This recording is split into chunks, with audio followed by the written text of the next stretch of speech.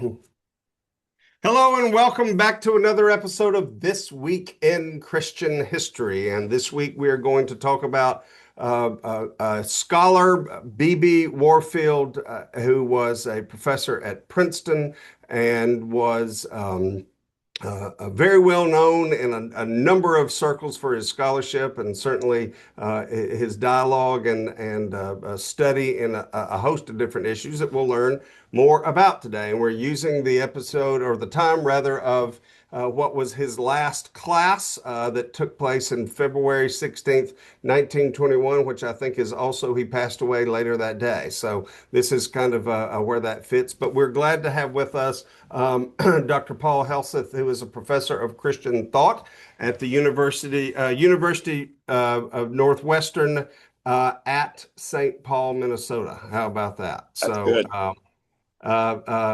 Dr. Helseth, thank you for joining us. We appreciate you being here. Thank you for having me. Appreciate Absolutely. it. Well, tell us who B.B. Warfield was. Maybe we could just kind of start that and let you give a better explanation than I just did.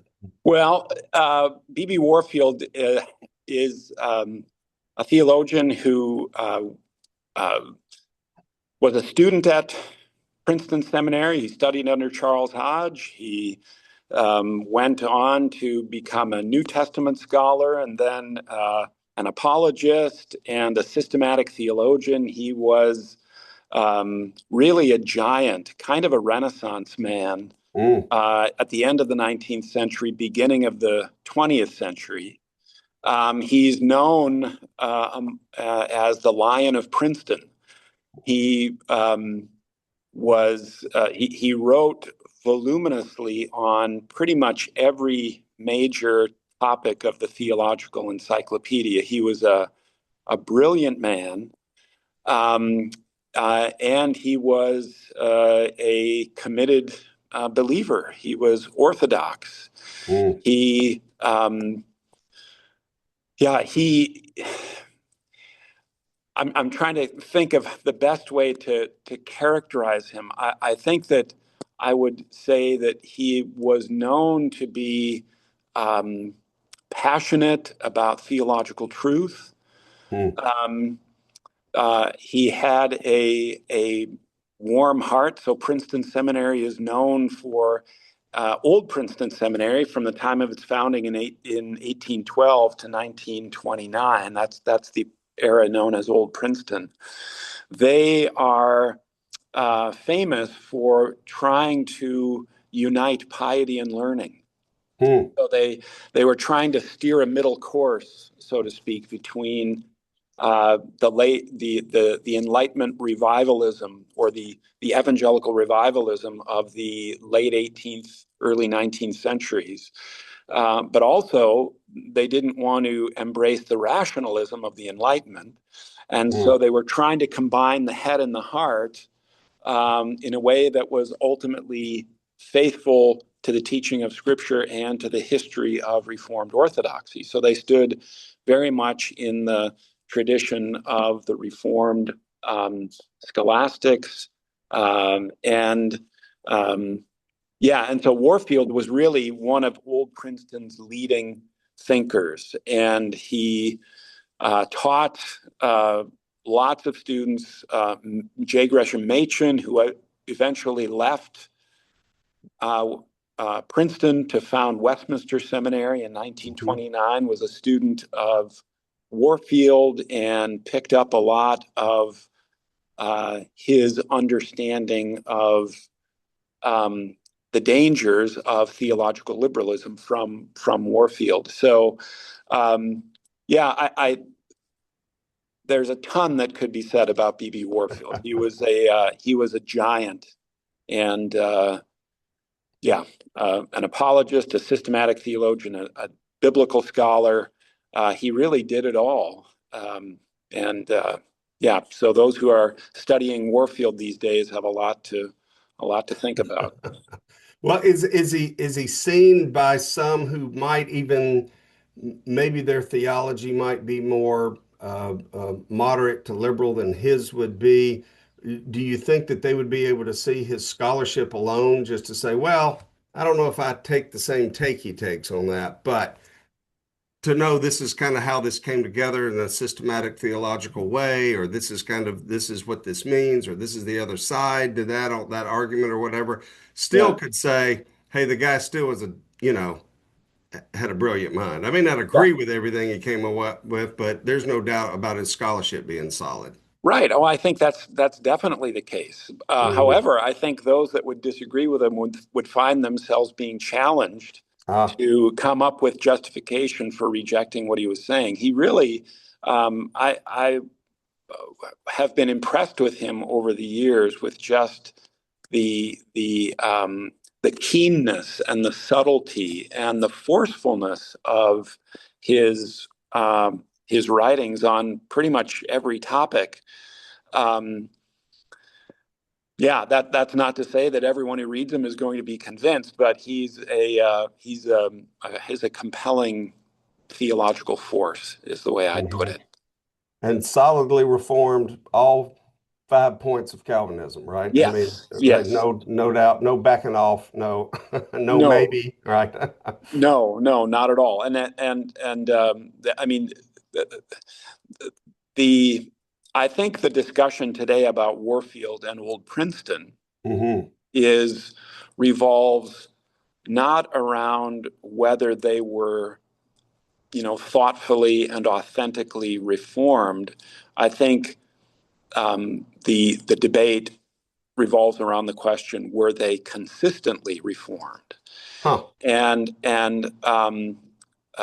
specifically with their approach to epistemology and apologetics. To what extent did they, while they were saying that they were remaining faithful to Reformed Orthodoxy, the Reformed tradition, to what extent were they actually importing elements of the Enlightenment into their theologizing and then their doing of apologetics and things like that? So I think that's where much of the scholarly debate uh, revolves around those kinds of questions Mm. with Warfield and with Old Princeton, it seems to me. Wow. So tell us what you mean by enlightenment.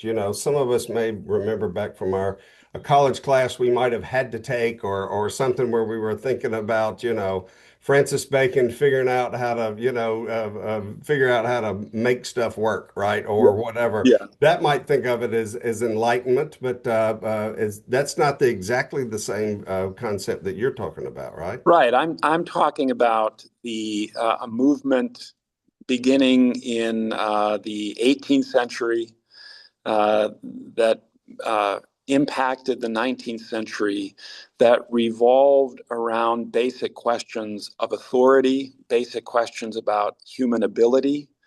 Um, so the Enlightenment called into question um, an idea, a doctrine that is central to the whole Reformed tradition, and that is, does sin play any kind of role in knowing? Um, are there noetic effects of the sin on the mind? Mm, And those Calvin and his followers were certainly persuaded that sin had impacted the human ability to know and discern, not only to know and discern spiritual truths like the truthfulness of the gospel, but in a very real sense, sin inhibited the person's ability to discern uh, the true significance of the world that we live in. mm, So, are the heavens telling the glory of God, or aren't they? Is it just my faith that makes me think they're telling the glory of God when in fact they're not?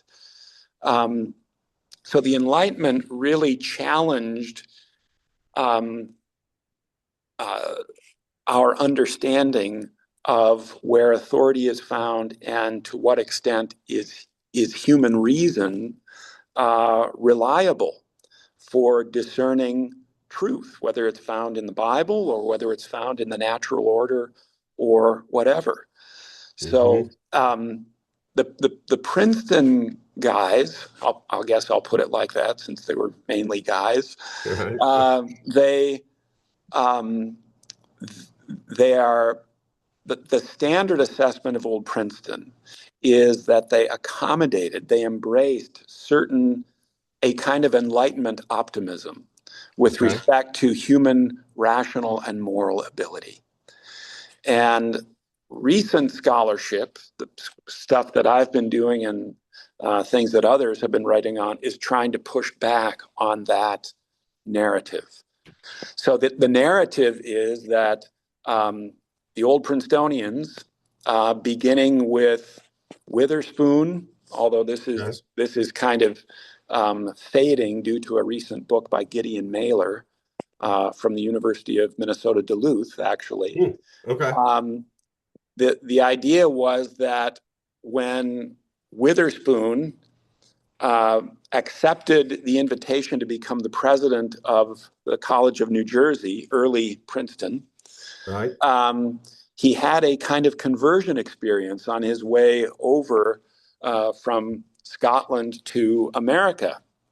And that conversion was that while he was a pastor and a minister in Scotland, he was strongly opposed to Scottish versions of Enlightenment philosophy. But when he came to America and became involved with the politics of the early republic, Right. he abandoned his opposition to the Enlightenment, the Scottish Enlightenment, and embraced elements of the Scottish Enlightenment. And then that worked its way not just into his participation in the Continental Congress and all of that, but that it also worked its way into Old Princeton. So the thought is, the storyline is that Witherspoon accommodates Scottish common sense realism. He passes it on to his theological descendants at Princeton, people like Charles Hodge, Archibald Alexander, then B.B. Warfield and other Hodges, and ultimately Machen. And those who were at Princeton Seminary ended up then passing that accommodation of Enlightenment philosophy onto not just Reformed evangelicals, but any conservative evangelical who embraced certain kinds of things that the old Princetonians talked a lot about, like inerrancy and the authority of Scripture and things like that. So you can kind of trace this narrative, this line of argument that revolves around the impact of Enlightenment philosophy from the founding of Princeton Seminary to the middle of the 20th century, when and actually even to the present, because conservative evangelicals today are still very much indebted and are very eager to embrace the work of the old Princeton theologians. So there's a long history there, and that history is still being debated now. Wow. Hey, we're enjoying our conversation here with Dr. Paul Helseth, and we're talking about B.B. Warfield, and not only him personally, but also how it fits into this whole component of old Princeton and what that means, and how that theology not only has continued, right, but that during that time period in particular, but how it actually got implemented and kept going. So, what would been were there theological scraps internal to Princeton on no, we don't need to be doing this. I think you're in the, and to most people, I think, and I'm preaching now more than I'm asking, but I would say to most people who might be an average pew sitter on any given Sunday, this kind of dialogue and discussion is not only something that they've never participated in, but probably are thinking, there's bigger things to worry about, right? I mean, we need to go. Why are we honed in on this one little or these couple of different pieces in that? And so, is that the kind of thing, though, from a seminary perspective, then that professors like Warfield and other would say, yeah, well, here's why you do need to know about that, and here's why you apply it to what would be your day-to-day Christian walk. Is that Yes. that was Yeah. way more of a statement than it was a question. Sorry No, about that, but I think it was a good statement, and I certainly Warfield was in some of his more popular writings he was trying to tease out the implications of some of these historical, theological, philosophical debates. He was trying to show the implications of those debates for just regular churchgoers, for regular believers, and he passed that tendency on, or that eagerness to communicate to a more popular audience. He certainly passed that on to Machen. And I think, it's with Machen, in his, popular book, Christianity and Liberalism, and then his book, What is Faith? I think Machen he's building off of what he learned from Warfield. Machen didn't, in a sense, come up with this critique of early 20th century theological liberalism on his own. He had been sitting at the feet of Warfield. And so Warfield, I think, had a significant impact on Machen, particularly Machen's polemic against theological liberalism, where he was trying to communicate to people in the pews, just, not academic people, just regular believing folks. This is why these debates that have been going on for a couple of hundred years, this is where you can see them working themselves out in a way that really matters. And I mean, I would just say, incidentally, that is initially what attracted me to wanting to study the old Princeton guys, is because I read Machen's book, Christianity and Liberalism, and I thought, having grown up in a significantly progressive wing of the Lutheran Church in Minnesota, that Machen was his book. It was like it was written, the day before I read it. That he was showing the implications of these ideas for how people start then to think about basic things in the Christian life, and he was wrestling with the kinds of questions that everybody has to wrestle with, whether you tend to be more conservative or more progressive. So, who is Jesus? What is the gospel? Who is God? All of those kinds of things he's wrestling with at a popular level. So all of this heady theology and philosophy, the Princeton guys did kind of try and communicate that in an accessible way to people in the pews. Well, after Warfield, it's kind of a little bit of slippery slope stuff, right? I mean, is it kind of, hey, you start getting away from these basic components of what is truth and what is real and what is right, like the inerrancy of Scripture, like understanding about the resurrection, any number of things. You're starting to move away from, excuse me, what is some core component that we really ought to, everybody should believe. But it ought to be, this is the core piece of that. How we do that in our language, how we do that in a matter of heart, as you're saying, a way to be able to communicate that. The alarm goes off in the morning. What difference does it really make to me? And to be able to say, here's why, okay, and here's kind of how all that fits. It's a large part of what the old Princeton folks would say. That this is exactly why. That matters. This is one of the main reasons I appreciate the old Princeton guys, and Warfield in particular, is because he had done his homework. Obviously, he had produced a ton of stuff, and but he was eager to communicate that in a way that regular people could see why one thing matters. Whether they agree with them or not, you have to wrestle with these basic questions, and and Yeah. how you come out, where you come out on the end, actually really matters.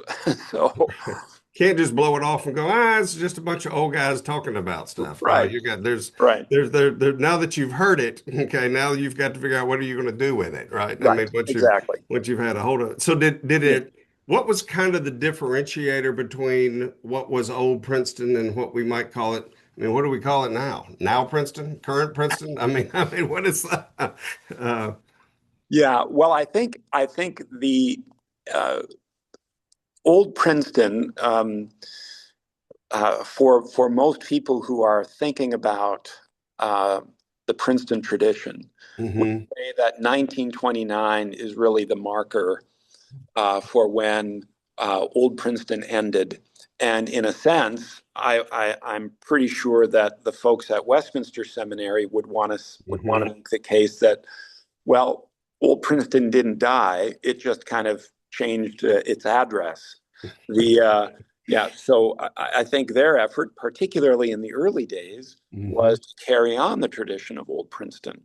Hmm. There's been some work done by a recently retired professor, Ken Stewart from Covenant College, who's making the case that really the legacy of old Princeton endured at Princeton Seminary after 1929.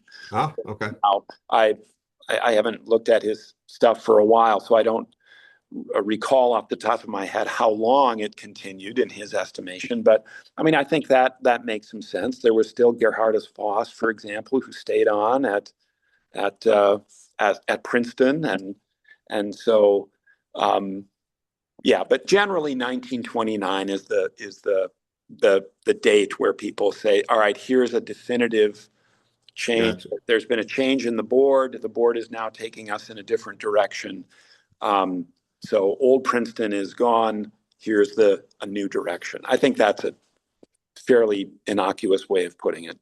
Yeah. Wow. What an interesting frame, right? And Yes. so when you have people who are not on the theological B team, right, who are having conversations with each other about, these component pieces and still being able to articulate that and understand that and then teach that to others who would be some of their students who and then in turn would go out to their various congregations. It's a really interesting dynamic. It just seems like almost every denomination of any major denomination, I would say, mainline maybe denomination is a way to say that.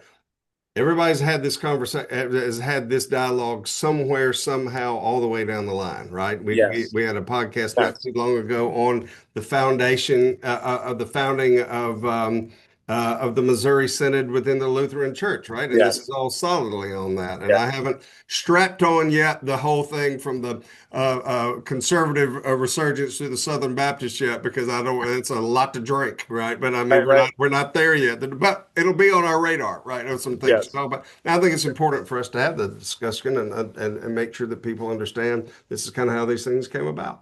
Yeah, Yeah. Yeah. very Well, we cool. all we Well, all have to wrestle with it. how about that?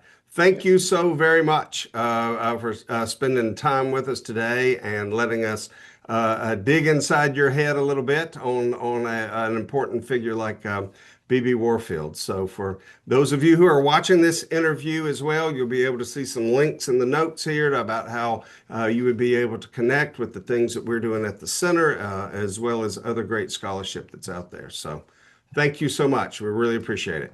Thank you. I appreciate it. Okay.